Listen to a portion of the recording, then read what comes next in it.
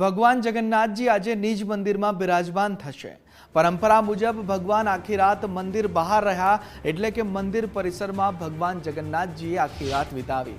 ભગવાન જગન્નાથજી, બહેન સુભદ્રા અને ભાઈ બલભદ્રએ આખી રાત મંદિર પરિસરમાં વિતાવી છે ને હવે તેઓ નિજ મંદિરની અંદર બિરાજમાન થવાના છે। ભગવાનની નજર ઉતરવાની વિધિ કરવામાં આવશે। માનસી પટેલ ફોન લાઈન પર જોડાયા છે। માનસી, ભગવાન થોડી ક્ષણોમાં મંદિરમાં પ્રવેશવાના છે, વધુ વિગતો? बात करवाना आवे तो जे रीते हवे 50 એ રથયાત્રાની પૂર્ણાહુતિ થઈ અને ભગવાન જગન્નાથજી બહેન સુભદ્રાજીને નજર ઉતારવાની જે પરંપરા છે તે કરવામાં આવ્યા।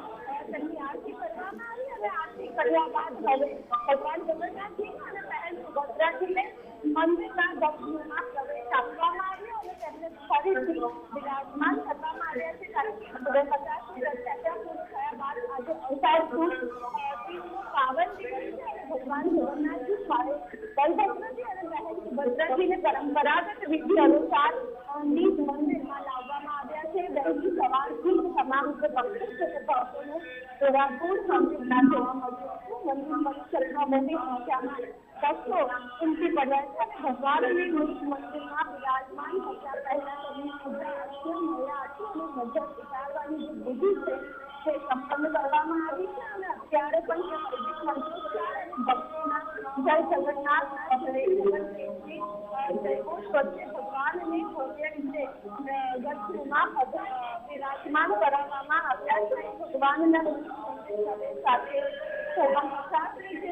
રથયાત્રા છે ધાર્મિક અને આ પાવન કરવા માટે હજારો શ્રદ્ધાળુઓ મંદિર પરિસરમાં ઉપસ્થિત રહીને ભગવાનના આશીર્વાદ પ્રાપ્ત કરવા માટે આવી પહોંચ્યા છે અને કહી શકાય કે આ સ્થળના સામથી ભરવા માટે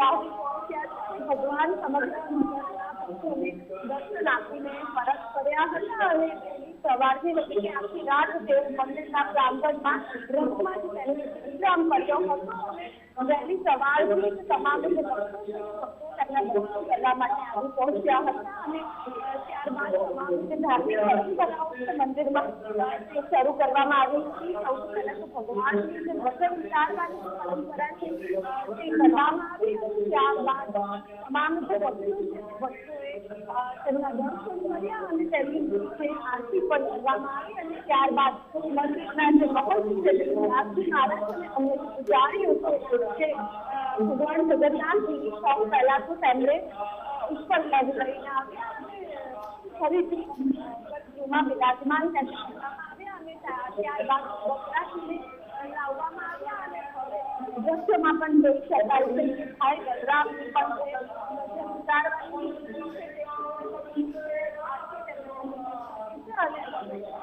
તેમને લાવવામાં આવ્યા છે। આ જગન્નાથની કહી શકાય કે રથયાત્રા બાદ પહેલી વખત બન્યું હશે કે આ વખતે ગરબા પણ પૂજન કરવામાં આવ્યું। ભગવાન વિશ્રામ કરતા હોય છે ત્યારે આ પરંપરા તેમની નજર ઉતારવાની જે પરંપરા હોય છે તેમની આરતી કરવામાં આવતી હોય છે, પરંતુ આ ગજરાજોનું પણ મંદિરમાં જે પૂજન છે તે પૂજન કરવામાં આવ્યું હતું કારણ કે આ રથયાત્રા શાંતિથી પૂર્ણ થાય છે।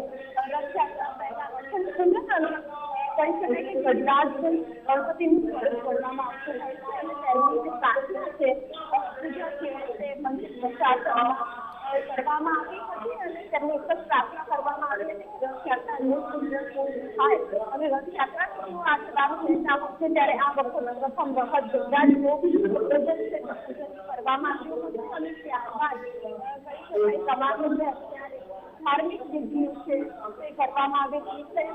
મંત્રોચ્ચાર સાથે તમામ જે વિધિઓ છે તે આજે સંપન્ન કરવામાં આવશે અને આ વિધિ બાદ રથયાત્રા જી માનસી, સમગ્ર માહિતી બદલ આપનો આભાર।